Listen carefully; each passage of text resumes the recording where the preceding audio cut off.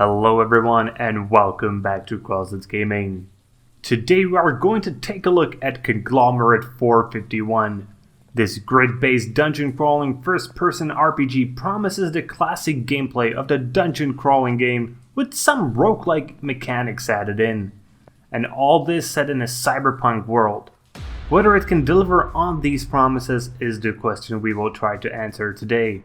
Conglomerate 451 is available on Steam for €19.99, their regional equivalent. The genre of classic dungeon crawlers is somewhat of a dying breed, just like pandas, or a balanced state budget. Yet, I still like the genre and many others like it as well. It has predictable rules, gameplay that promotes composure and carefulness, and especially for those pretty maps that you just want to reveal fully. Even that last little square. Otherwise, the OCD inside your head just makes you want to go insane.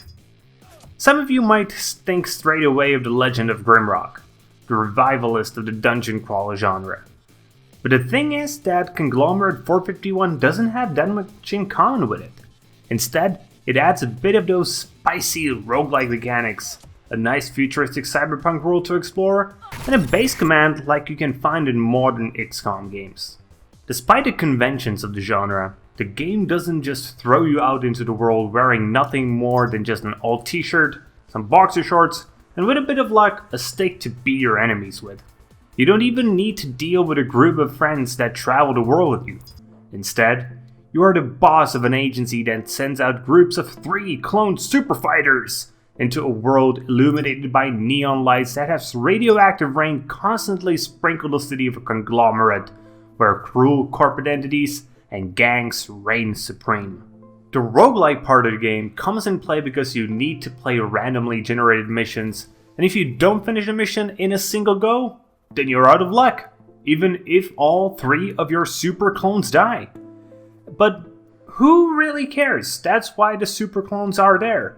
You may lose some money and chips you spend on enhancing the super clones, but now you can enhance the DNA of your newly made super clones with better abilities that you managed to develop in your laboratory. The research stations are the part that reminded me of XCOM and is as much fun as the dungeon crawling itself. The research stations allow you to develop enhancement for your clones, level your weapons, their abilities, embed different chips into your weapons, and also modify the body parts of your super clones. It is all very satisfying to upgrade anything and everything. If we move on from what you do in the base into the battles themselves, then it might surprise you that the fights aren't happening in real time as it is the case in the Legend of Grimrock, but instead they are turn-based. But that doesn't mean the battles feel slow or boring or anything. The amount of different attack, defense, support modifiers forces you to think constantly and make correct decisions. In total, there are 8 types of clones and each of them can do something special. For example, the Juicer abuses drugs to increase his power, the Infiltrator specializes in long-range fighting, and the Techie uses his little pet drone to destroy your enemies. So far, the game may sound super awesome, but there are also some weaknesses. The locations are nicely cyberpunky, but the fact that there are only 6 of them quickly makes them quite boring. The random generation does provide an endless number of maps that will never be exactly the same, but are mostly just full of boring corridors.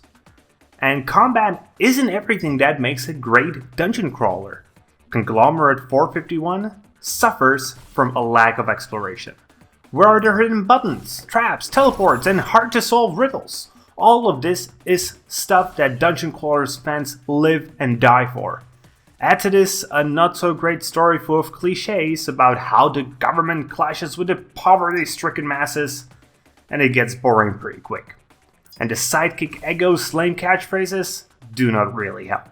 So, in conclusion, Conglomerate 451 manages to take the beloved dungeon crawler genre and add some refreshing modern mechanics onto it. But at the same time, it could use a better story and it desperately needs more locations to play in.